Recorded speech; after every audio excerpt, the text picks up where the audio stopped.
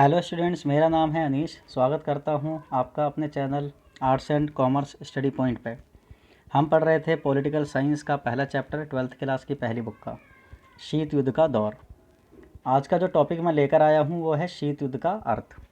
और इससे पहले मैं इसके 2 पार्ट बना चुका हूं।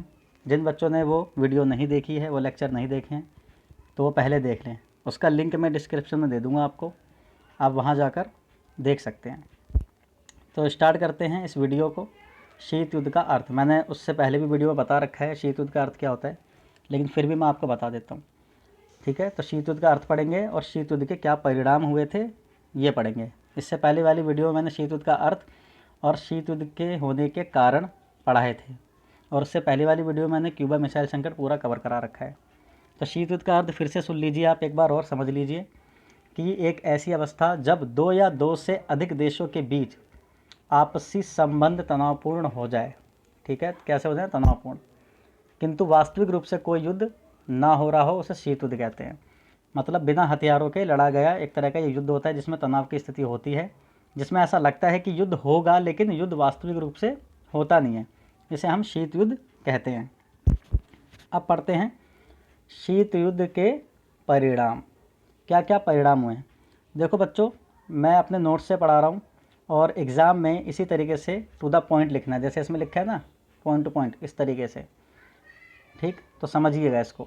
शीत युद्ध का के परिणाम, इसका जो पहला पॉइंट है वो है 2 ध्रुवीय विश्व की शुरुआत। जाहिर सी बात है, जब 2 महाशक्तियाँ अलग अलग हो गई, दोनों ने अपने अपने अलग गुट बना लिए थे। ठीक है, जब दूसरा विश्व युद्ध ख़त्म हुआ तो अमेरिका ने जो है अपने एक पश्चिमी गुट बनाया था और सोवियत संघ ने पूर्वी गुट। ठीक है, तो ये 2 भागों में बट गई थी दुनिया, पश्चिमी गुट और पूर्वी गुट में।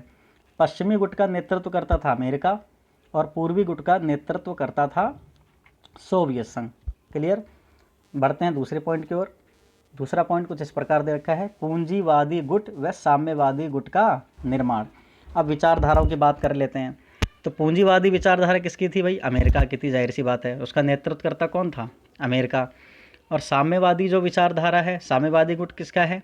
वो सोवियत संघ का है। तो जो अमेरिका है वो उदारवादी, लोकतंत्र और पूंजीवादी विचारधारा को लेकर चल रहा था। वो ये चाहता था कि पूरी दुनिया इसी पर अमल करे, जबकि जो सोवियत संघ है वो चाहता था कि पूरी दुनिया समाजवाद, साम्यवादी विचारधारा को अपनाए। तो इसी की वजह से बेसिकली ये युद्ध हुआ है, जिसको शीत युद्ध आप कहते हैं। इस प्रकार क्या हुआ कि गुट को पूर्वी गठबंधन कहा जाता है और अमेरिका वाले को पश्चिमी गठबंधन कहा जाता है। तो पूंजीवादी और साम्यवादी गुट का निर्माण होता है यहाँ पे। दूसरा पॉइंट क्लियर हुआ आपको? तीसरा पॉइंट, तीसरे पॉइंट में लिखा है शस्त्रों की होड़, यानी कि हथियारों की होड़ और नाभिकीय खतरा। ठीक है, तो क्या लिखा हुआ देखिए, शीत युद्ध के पश्चात इससे आणविक युद्ध की संभावना में वृद्धि हुई। लग रहा था कि भाई परमाणु युद्ध ना हो जाए कभी, क्योंकि उससे पहले 2 विश्व युद्ध हो चुके थे। एक फर्स्ट वर्ल्ड वॉर हुआ था 1914 से 1918 में, मैंने बताया था, और सेकेंड वर्ल्ड वॉर हुआ था 1939 से 1945 तक। 1945 के बाद से ही शीत युद्ध शुरू हुआ था। तो नाभिकीय खतरा ज़्यादा से ज़्यादा बढ़ता जा रहा था। तो परमाणु शस्त्रों के विनाश के बारे में सोचा जाने लगा कि कैसे करके परमाणु शस्त्रों का विनाश किया जाए। ठीक है, बढ़ते हैं चौथे पॉइंट की ओर। चौथा पॉइंट है, सबसे इम्पोर्टेंट पॉइंट है, इसके बारे में आपको एलोबरेट करके थोड़ा संक्षेप में बता देता हूँ। सैनिक सुरक्षा संगठनों का निर्माण। देखिए, हर कोई चाहता है कि हम मजबूत हो जाएं, तो मजबूत होने के लिए देश क्या करते हैं? सैनिक संगठन बनाते हैं। तो सैनिक संगठन कौन कौन से बने? इसमें कुछ नाम लिखे हुए हैं, उनके बारे में मैं आपको बता देता हूं। जैसे सीटो और सेंटो लिखा है, ये अमेरिका ने बनाया था। ठीक है, इनकी फुल फॉर्म भी लिखी है, एग्जाम में 1 नंबर में इनकी फुल फॉर्म भी पूछी जाती है। तो सीटो जैसे पूर्वी और दक्षिण पूर्व एशिया तथा पश्चिम एशिया में अमेरिका ने गठबंधन का नया तरीका अपनाया। ठीक है, और इन गठबंधनों को दक्षिण पूर्व एशियाई संगठन कहा जाता है। देखिए इंग्लिश में भी इसमें क्या लिखा हुआ है, इसकी फुल फॉर्म लिखी हुई है, South East Asia Treaty Organization, SEATO. और केंद्रीय संधि संगठन है सेंट्रल ट्रीटी ऑर्गेनाइजेशन, सेंटो। ये किसने बनाए थे? अमेरिका ने बनाए थे। ठीक है, उसके बाद है नाटो। सबसे पहले मैं आपको नाटो के बारे में बता दूँ, कभी कभी नाटो पर टिप्पणी आ जाती है करने के लिए। नाटो क्या है? नाटो 4 अप्रैल 1949 में एक सैनिक संगठन बनाया गया था अमेरिका के द्वारा। इसमें स्टार्टिंग में 12 देश शामिल थे सन 1949 में, ये लिखा है यहाँ पे। ठीक है। तो इसमें शुरू में 12 देश शामिल थे। इनका उद्देश्य क्या था?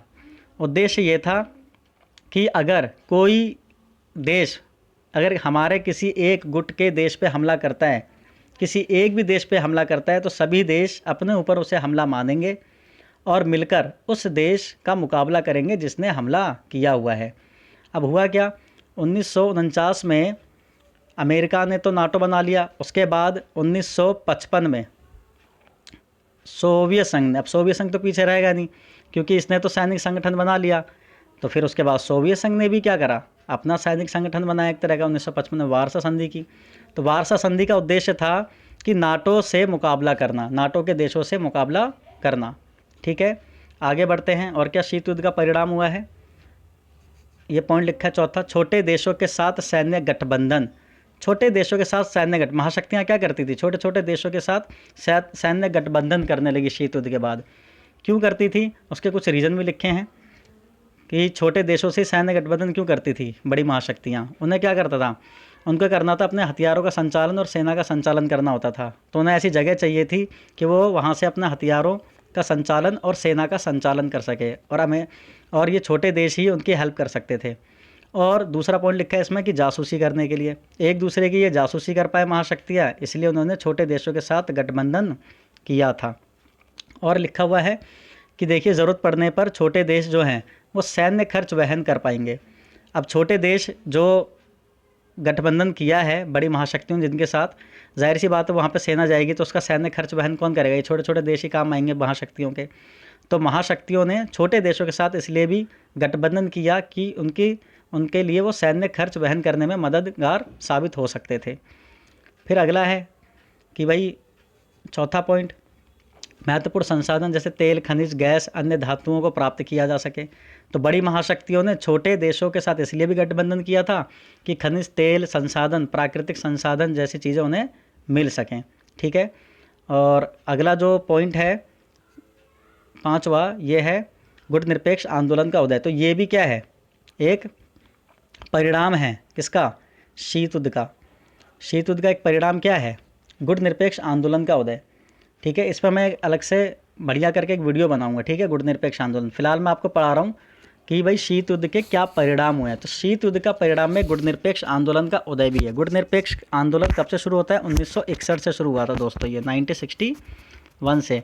इसका पहला सम्मेलन बेलग्रेड, ये याद रखेंगे, बेलग्रेड में हुआ था। यूगोस्लाविया की राजधानी है बेलग्रेड। ठीक है, वहाँ पे पहला सम्मेलन हुआ। तो पहला सम्मेलन जो हुआ था उसमें कुछ बातों पे जोर दिया गया था। उसमें किन बातों पे जोर दिया गया था, उन पे ये कुछ 3 बातें लिखी हुई हैं जहाँ पे जोर दिया गया। ठीक है, तो पहली जब बैठक हुई थी, मुलाकात हुई थी, तो उसमें ये 3 बातें शामिल थी। कौन सी 3 बातें हैं कि भाई ये 5 देश जो आए हैं, क्योंकि गुटनिरपेक्ष आंदोलन के संस्थापक जो हैं वो 5 देश हैं, 5 नेता, उनके बारे में भी मैं आपको बताऊँगा, उनके नाम, उनके देशों के नाम। तो इन 5 देशों के बीच क्या रहना चाहिए, सहयोग। जाहिर सी बात है, अगर आप टीम बना रहे हैं तो सबसे बड़ी चीज़ होती है सहयोग। बिना सहयोग के आप कामयाब नहीं हो सकते हैं। तो इन 5 देशों ने कहा कि हम आपस में सहयोग ज़रूर करेंगे। फिर दूसरा पॉइंट है शीत युद्ध का प्रसार और इसके बढ़ते हुए दायरे से अलग रहना। इन्होंने कहा कि कोई भी बड़ी महाशक्ति आपको लालच दे या उसका प्रसार करे तो हमें इनके साथ शामिल नहीं होना है, क्योंकि गुटनिरपेक्ष का जो बेसिक मीनिंग होता है वो होता है किसी भी गुट में शामिल ना होने की नीति। इसीलिए इन्होंने बोला कि प्रसार और इसका बढ़ता हुआ दायरा, इससे हमें अलग रहना है और इसको कम भी करना है। ठीक है, अगला पॉइंट है अंतर्राष्ट्रीय फलक पर बहुत से नव स्वतंत्र अफ्रीकी देशों का नाटकीय उदय हुआ था। तो मैं बता दूं आपको, जब ये नाटकीय उदय हो रहा था, अफ्रीकी देशों का नए नए देश उदय जब ये आज़ाद हो रहे थे, तो गुटनिरपेक्ष जो देश थे उन्होंने सोचा कि जो नए देश आज़ाद हो रहे हैं इनको किसी भी महाशक्ति में शामिल नहीं होने देना है और गुटनिरपेक्ष आंदोलन में इनको शामिल करना है। क्योंकि अगर ये वहाँ चले जाएंगे तो जाहिर सी बात है दुनिया 2 भागों में इतनी तो बटी गई है, तो और ये और ख़तरनाक हो सकता है। इसीलिए गुटनिरपेक्ष आंदोलन को और बड़ा बनाने के लिए इन्होंने जो नए स्वतंत्र अफ्रीकी देश आज़ाद हो रहे थे उन्होंने अपने गुट में शामिल कर लिया था। ठीक है, आई होप सो आपको इतना समझ में आया होगा शीत युद्ध के क्या क्या परिणाम हैं। ठीक, अगला जो पॉइंट है वो है नए राष्ट्रों का उदय। जाहिर सी बात है नए राष्ट्रों का उदय हो रहा था उस समय। ठीक है, छठा पॉइंट, नए राष्ट्रों का उदय। शीत युद्ध के पश्चात एशिया और अफ्रीका, याद रखेंगे, एशिया और अफ्रीका में नव स्वतंत्र राष्ट्रों का उदय हुआ था। ठीक है, तो आई होप सो इतना समझ में आया होगा। ये शीत युद्ध के जो मैंने परिणाम आपको बताए हैं ये 6 पॉइंट है इसमें, ठीक है। छोटे देशों को गुट में शामिल करने के कारण मैं आपको पढ़ा चुका हूँ इससे पहले, और नेक्स्ट वीडियो में मैं आपको ये भी दोबारा पढ़ा दूंगा। अगली वीडियो में हम शीत युद्ध के दायरों की भी बात करेंगे, ये भी इंपॉर्टेंट है, ठीक है। तो आज के लिए इतना ही काफ़ी। जो बच्चे नए हैं चैनल को सब्सक्राइब कर ले ताकि आने वाली लेटेस्ट वीडियो का नोटिफिकेशन आपको मिलता रहे। आई होप सो आपको ये सब समझ में आया होगा। आप अपने रजिस्टर में इसको नोट डाउन भी कर सकते हैं, नोट्स बना सकते हैं। प्लीज़ आलस मत कीजिए, लॉकडाउन चल रहा है देश में, उसका पालन कीजिए, घर पे रहिए और घर पे रहते हुए अपने नोट्स तैयार करिए। देखिए जो बच्चा लिख कर याद करता है तो अपने हैंड राइटिंग का ज़्यादा उसे याद होता है और जल्दी याद होता है, ये याद रखना। ऐसा नहीं है कि सिर्फ स्क्रीनशॉट लेकर रख लिया और पढ़ने लग गए। रजिस्टर बनाइए, या नहीं है रजिस्टर, दुकानें नहीं खुली हैं तो अपना कोई पुराना रजिस्टर ले लीजिए, पहले के भी काफ़ी खाली रजिस्टर घर में पड़े होते हैं, ठीक है। तो उसमें आप नोट करते रहिए शीत युद्ध का अर्थ और शीत युद्ध के परिणाम, ये मैंने पढ़ाया था। इसमें पहला पॉइंट ये था, दूसरा ये रहा, तीसरा, चौथा, पांचवा, ठीक है, और छठा पॉइंट, ठीक है। तो ये छठे पॉइंट मैंने आपको पढ़ा दिया, गुटनिरपेक्ष आंदोलन, ये पूरा का पूरा 6 पॉइंट, सॉरी 6, ये 5वां पॉइंट है और ये छठा पॉइंट है, नए राष्ट्रों का उदय। तो ये आपको एग्ज़ाम में लिखने पड़ेंगे अगर पेपर में आएगा। वैसे आता है पेपर में कि शीत युद्ध के क्या परिणाम हुए थे, ठीक है। बाकी ये जितने भी ये संगठन है इस पर भी मैं अलग से एक वीडियो बना दूंगा कैसे हुए थे, लेकिन मैंने आपको यहाँ पे बता दिया है नाटो के बारे में। सीटो सेंटो किसका है, अमेरिका का है, ठीक है। और वारसा संधि किसकी थी, सोवियत संघ की थी। तो ठीक है, नमस्कार, थैंक यू सो मच।